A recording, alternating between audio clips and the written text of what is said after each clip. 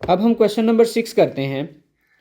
इसमें देखते हैं जी हमें क्या गिवन है। The formula to measure the magnitude of the earth is given m is equal to log of a over a naught to the base 10। ये हमारे पास एक फार्मूला गिवन है और इस फार्मूले के मुताबिक जो है ना, ये हमारे पास एक फार्मूला गिवन है और इस फार्मूले में उसने बताया है जी एम्पलीट्यूड जो है वो a है और वो कितना है 10,000 और इसका रेफरेंस एम्पलीट्यूड है जिसको ए नाट जो है ना फार्मूले में शो किया और उसकी वैल्यू है 10। हमने इसकी मैग्नीट्यूड बतानी है अर्थ की कितनी होगी। तो स्टार्ट आप यहाँ से लेंगे, आप लिखेंगे magnitude is equal to log of A over A naught to the base 10। अब आप ऐसा करेंगे, ये है हमारे पास ए की वैल्यू और ये वैल्यू है ए नाट की।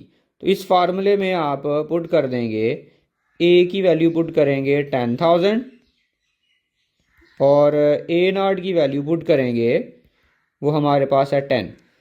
तो ये लिखा जाएगा जी m is equal log of a की जगह पे आप लिख लेंगे 10,000, यहाँ पे जी हमने 10,000 लिख लेंगे और डिवाइड में हम 10 लगा लेंगे क्योंकि डिवाइड में आ रहा है ए नाट और इसकी बेस है 10।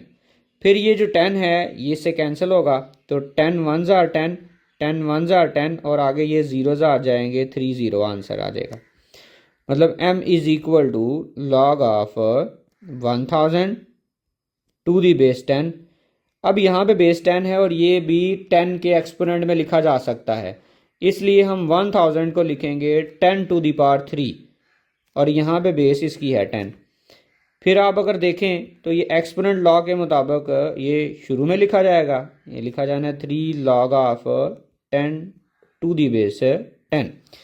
आप जानते हैं कि अगर नंबर और वही नंबर बेस में हो तो जब उसका लॉग लिया जाता है तो आंसर हमें मिलता है 1 और 3 फाइनली 1 के साथ मल्टीप्लाई होगा तो आंसर हमारे पास आ जाएगा 3।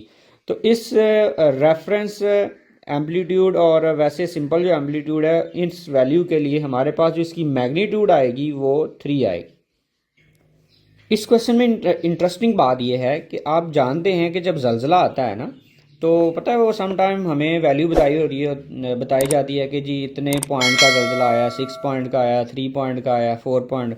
असल में ये फार्मूला इस्तेमाल करके इसमें एम्पलीट्यूड ए यूज़ किया गया होता है और रेफरेंस एम्पलीट्यूड यूज़ करके हम जो है ना उस जलजिले की मिकदार को, उसकी स्ट्रेंथ को मालूम कर सकते हैं। तो अगर एम्पलीट्यूड जो है वो 10,000 और रेफरेंस एम्पलीट्यूड ए नॉट रखा जाए जिसकी वैल्यू 10 है तो हमारे पास जो वो जलजिला होगा वो 3.0 का जलजिला होगा, इतनी उसकी स्ट्रेंथ होगी। ये इसका फिजिकल मीनिंग है।